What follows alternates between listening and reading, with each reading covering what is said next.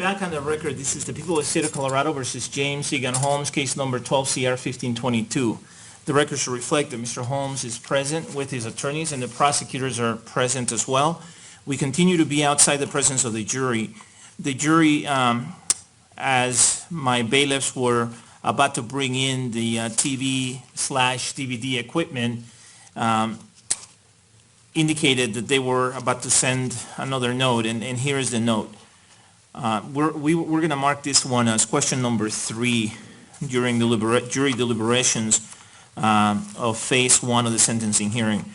Our hours will be 8:30 to 4:30, 8:30 a.m. to 4:30 p.m. each day for the remainder of deliberations. And then in parentheses it says, in all phases. And then it's signed by the foreperson. So they asked my staff that they bring the equipment back tomorrow. So they're on their way. They're about to go home here. We're about to release them, and we're going to release the alternates as well. Let me just make one other record.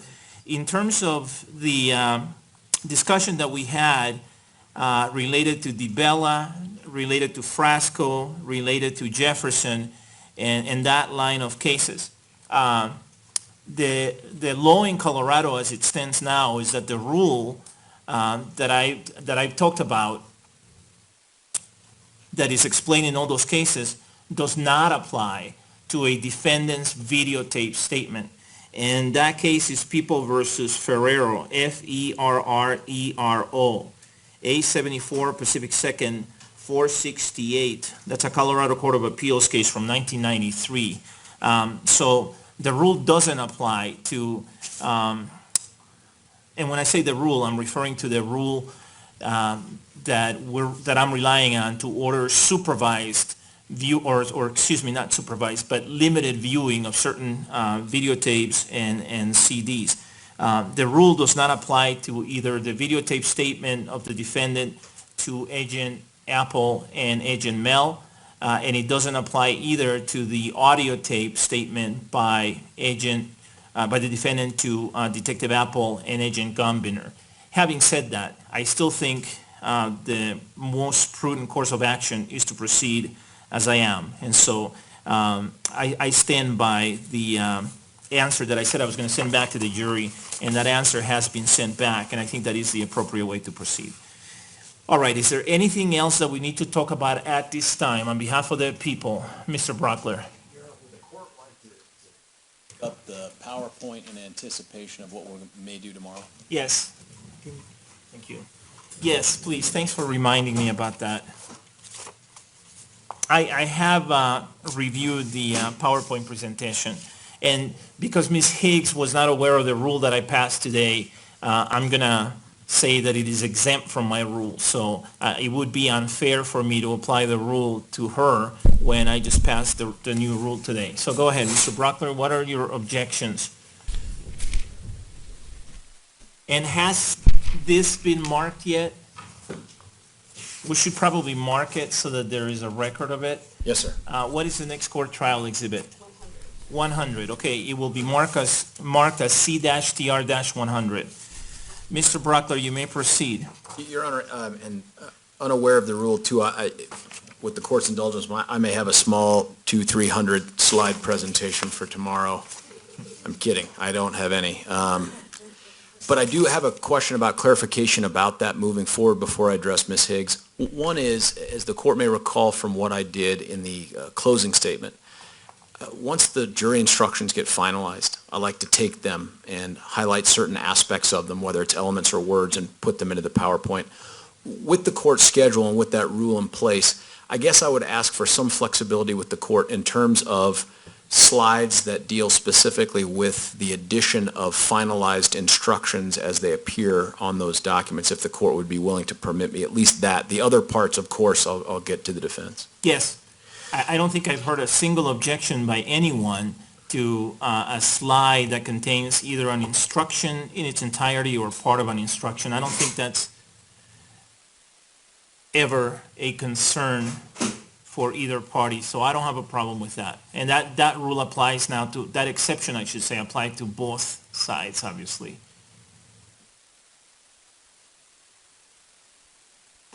Ms. Robinson, someone lost something, a juror lost something? Okay. All right. If they left it here, it belongs to the courtroom now, as far as I'm concerned. All right, Mr. Brockler, go ahead. Your Honor, this is a presentation that looks like it is comprised of 8 slides. I have no objection to the first slide or the 8th slide.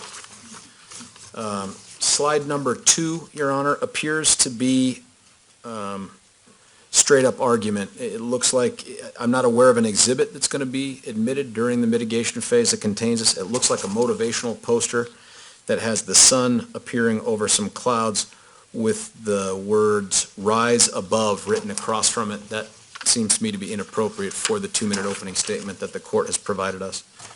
The next slide also appears equally to be argumentative and contains images and a color scheme that I don't know if it's going to be admitted or not, Your Honor, through any witness, but it seems to contain a previously unadmitted exhibit, and it seems to me to be argument as well, especially given the highlighting with the line of one particular square amidst, it looks like a kind of a bathroom style of tiles across there, Your Honor, and then the arrows. The following slide, again, Your Honor, appears to be argument, but maybe they'll have an explanation for how that exact set of words will come into evidence. The next slide, Your Honor, appears to be a truncated and therefore inaccurate statement of the law. It appears to be that they have taken that poster that the court permitted us to use during voir dire, and that they have highlighted one small portion of it which is not an accurate reflection of the law that the court is going to give. And in that way, it also appears to be argumentative. And I think because the court allowed the defense to use this during voir dire, it becomes somewhat misleading about the authority for it. The next picture appears to be collage, may not be the right word, but 5 separate family photos covering, it looks like, a good chunk of the portion of the defendant's life. I think to the extent that these photos are going to be admitted, and they likely have a good faith basis to believe they are, I do not have an objection to that slide. The following slide contains 3 words. The last word is mercy. I believe the court will instruct the jury on the appropriate use of mercy. I think it will do that even in its introductory instructions. The other 2 words do not appear, I believe, in any instructions that the court intends to give, and they therefore appear to be argument in advance, not what the evidence will show, but in advance of the presentation. And those are my objections to those slides, Your Honor. All right, thank you. Ms. Higgs?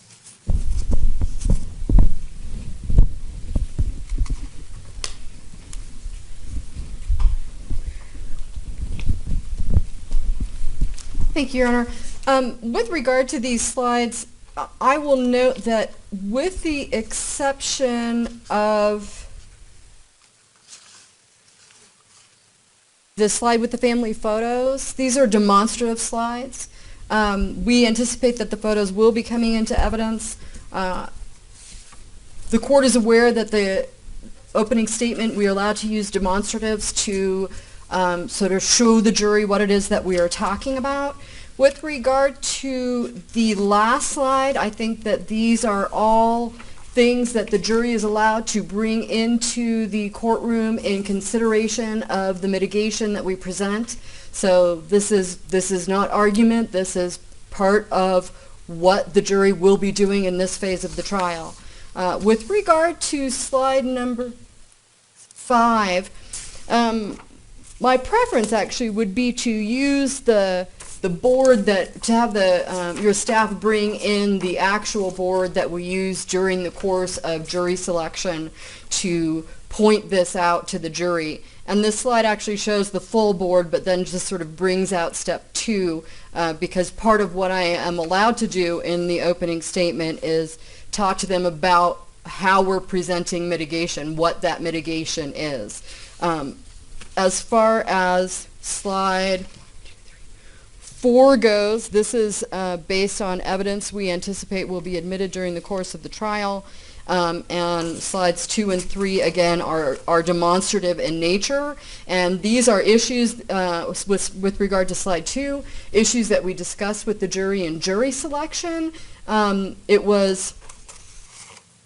anticipate this testimony with regard to the difference between serious mental illness and the narrow definition of insanity. That's what this slide represents. We anticipate that testimony to come out during the mitigation phase of the trial, and so I think that this is representative of evidence that we have a good faith belief will be presented during this course of the trial, and there's significant reason to believe that because that was also part of the testimony that was discussed by the experts in the merits phase of the case, because the shift now is away from the insanity concept, and that's something we discussed at length with the jurors about someone being able to be sane but seriously mentally ill in the jury selection phase of the case, and that they can still consider mental illness as mitigation even in light of those findings. And so I think it is important for the jury to be reminded of that, and that we will be discussing mental illness now in the context of mitigation. I don't believe I have any other points to make with regard to that PowerPoint, except for this note that I'm getting from Ms. Nelson.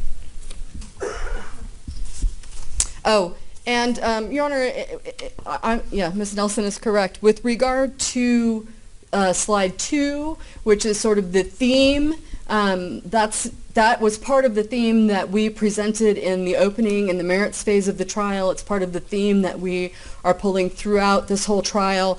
It's not argument. It is basically us being able to present a theme of our case, which we are allowed to do in opening statement. It is not discussing law. It is not an appropriate legal argument. And I would note that it wasn't objected to in the merits phase opening as well. What does that refer to, rise above? It says rise above. Correct. And it shows, it's a picture taken from above the clouds. It shows the sun.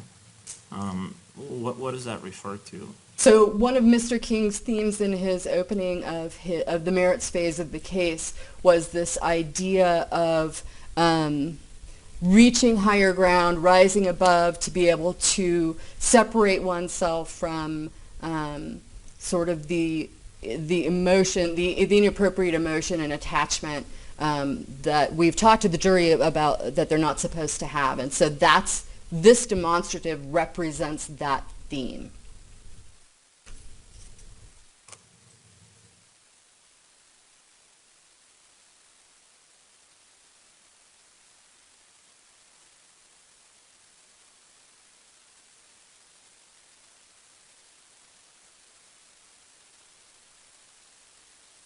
Does the court have any additional questions? Yes, the slide that says serious mental illness, you said one of your experts is going to say that this is an accurate representation of insanity as it relates to serious mental illness, an accurate graph, is that right? No, what I'm saying is this is a demonstrative of the concept that insanity is a narrow part of mental illness. That was something that was discussed in the merits phase of the case by several doctors, that insanity is just a narrow focus, whereas serious mental illness can be much larger than that. It's actually also something that the prosecution noted, and it's something that we discussed with the jury at length in individual voir dire. So this is just a graphic representation of that concept, and we are allowed to use demonstrative slides to represent concepts without them actually being able to be introduced into evidence. All right, is there anything else? Mr. Brockler, it's your objection. I'll let you have the last word. Thank you, Your Honor. I think it sounds like in the discussion that this is really just a theme that they want to replicate. One, I don't remember any clouds in Mr. King's opening statement. I don't know if rise above was something he said or if it appeared in his opening, but that's neither here nor there. The court will recall that it made us, on a victim impact video, remove things like rainbows and clouds and stuff like that because of the potential prejudice here. And this feels like more than thematic. This feels like an argument, and I think Ms. Higgs concedes that when she says what we want to remind the jury is to rise above and to separate themselves. That's not what the evidence is going to show. That's not what the court instructs them to do when it's giving this instruction. That feels like, at best, it may be available to them in argument, but not in an opening statement that the court has described.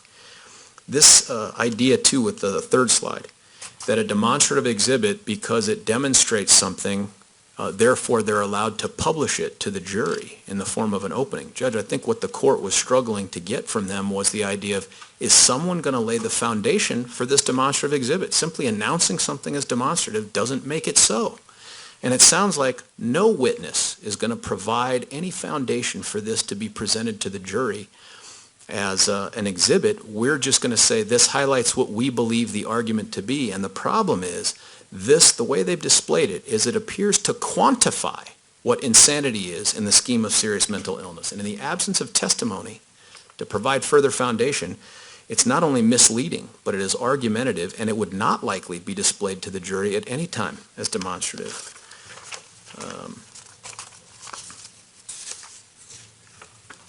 Judge, I don't think that, and I've skipped over the slide that says but for. They've said that they think a witness is going to testify to that, and they have a good faith basis to believe that.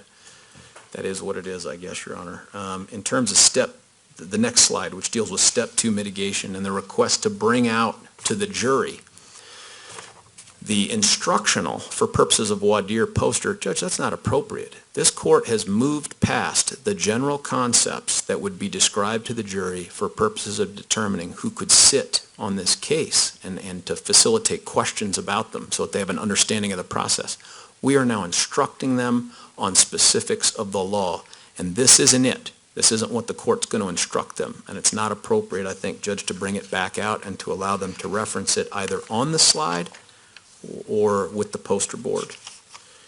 And then I didn't understand Ms. Higgs' argument, respectfully, Judge, about jurors get to bring compassion and understanding with them into the jury box. That's been true, I suppose, without being spoken in every phase of everything ever, but that's not what the court's going to instruct them on. The court is going to instruct them on one of those words, and that word is mercy. And to the extent that they think that this slide with the word mercy will help them to describe for the jury what evidence they will see, that's one thing. But they're not allowed to argue to them how to view the evidence, what weight to give the evidence, or any of these emotional words that they want to bring to them before they start to hear the evidence, Judge. Other than those things, Your Honor, it still feels like slides 1, 8, the but-for slide, which I believe is slide 4, and slide 6 are the only ones that remain that are not objectionable, Your Honor. Thank you. All right, thank you.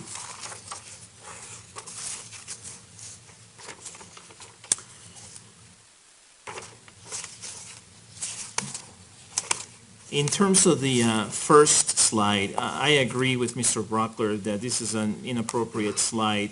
This is not appropriate for opening statement. It may be a theme that the defense wants to pursue, but this is a picture that, as I said, appears to be taken above the clouds with the sun shining in the background, and it says rise above. And and then apparently the defense plans to tell the jury that they need to rise above any emotions that they may feel and things to that effect. My recollection is that counsel wanted opening statement or an opening statement in phase 2 because they wanted an opportunity to introduce to the jury what mitigation they were going to be hearing about. And I felt that that would be helpful, that it would be helpful for the jury to know what mitigating factors to expect evidence on. It would be helpful, frankly, for the court, and frankly, I think it would be helpful for the parties to hear that in advance. That's why I granted 2 minutes to each side for an opening statement. It wasn't so that a slide that says rise above could be shown. In terms of the next slide, the problem I have with this, the concern I have with it, and this is the one that has insanity, and insanity is one tile, and then the rest of the tiles in this large circle appear to be serious mental illness. I think that this gets into the law to some extent, and it gets into the definition of insanity, and it gets into the role that mental illness plays in relation to insanity. And I don't know that this is an accurate statement of the law. And given that apparently there's not going to be an expert who is going to say that this is an accurate diagram and an accurate representation of insanity within the world of serious mental illness, I have some concerns about this confusing the jury or misleading the jury. And I also have concerns that this is part of the province of the court. It is the court's duty to instruct the jury on the law, so I will sustain the objection with respect to that.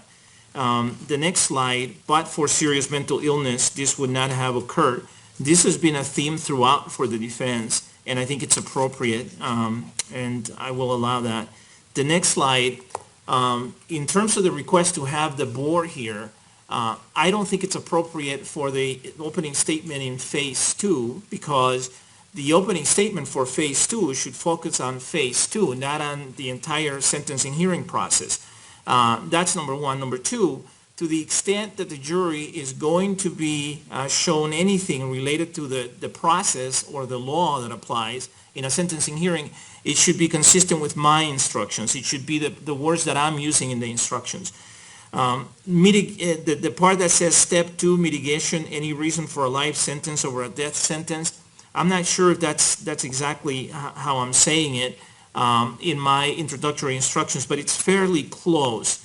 But what I would request is that whatever words I'm using in my instructions is what counsel used so that we don't confuse the jury. So in general, I don't have a problem with a slide that even shows phase 2 in the context of all the phases, just to show where phase 2 fits in. I don't have a problem with that. But use the words that I'm using in my instructions. And specifically, for example, this says step 4. There is no step 4 in the instructions that I'm giving the jury. So that should be avoided, again, so that the jury doesn't get confused about there being a step 4. But to the extent that it can be modified consistent with the comments that I just made, I don't have a problem with a slide that shows, look, here's phase 2, here's where it fits in relation to the entire process, and here's what phase 2 is about. And obviously the comment should be related mostly to phase 2. It should be focused on phase 2, but it can be placed in context of the entire 3-step process or possible 3-phase process, just so the jury gets the picture. The next one is one that says James Egan Holmes, and it has 5 pictures. Ms. Higgs is representing that these are going to be introduced, and I don't have a problem with those being shown in opening statement. And the final one says compassion, understanding, and mercy. It seems to me that compassion and understanding is part of mercy. And what I don't like about this particular slide is it makes it seem like these are 3 separate concepts. I don't believe that any of my introductory instructions talk about compassion or understanding. I don't believe that the law refers to compassion and understanding. And again, I worry that we're going to confuse the jury, and so we should be consistent with my instructions. If you want to include mercy, and if you want to say that compassion and understanding are part of mercy, I think that's fair. But to set them apart as though they're 3 different concepts, and these are 3 concepts that the jury can consider in making decisions, I think is problematic, because I don't think it's entirely consistent with the instructions that I'm going to be giving the jury in terms of the law that applies. So those are my rulings with respect to C-TR-100.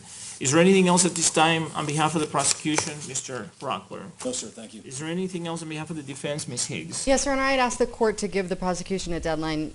We were able to give them our PowerPoint, and they were able to have it for most of the afternoon. I don't want to get theirs at 8:30 tomorrow morning and have to be arguing it at 8:31, so I'd like to have some time frame for that, please. Are you using a PowerPoint presentation tomorrow? No, sir. Or for your opening statement, if there is a phase 2? No, Your Honor. Okay, all right, so there's no PowerPoint presentation. Great. Thank you. All right, thank you. I think Ms. Nelson has... Oh, one more thing. Ms. Nelson and Mr. Orman, remind me that when deliberations are over with respect to phase one, I need to bring in juror 737 just to finalize the discussion we had about the Newsweek issue. And I just want to make sure he knows that I've taken appropriate action. I'm going to leave it general because I think that's appropriate, but I want to make sure you remind me to do that, okay? Ms. Nelson. Yes, Your Honor. Just along the same note, I wanted to submit the printout of the website Inagist from inagist.com that had captured the Newsweek tweet as a court trial exhibit. I've marked it CTR 101, and I will provide that to your staff. Okay, thank you. Anything else, Ms. Nelson? Not from the defense. Okay, great. Have a good evening, folks. I'll see you tomorrow morning. The court will be in recess. Thank you.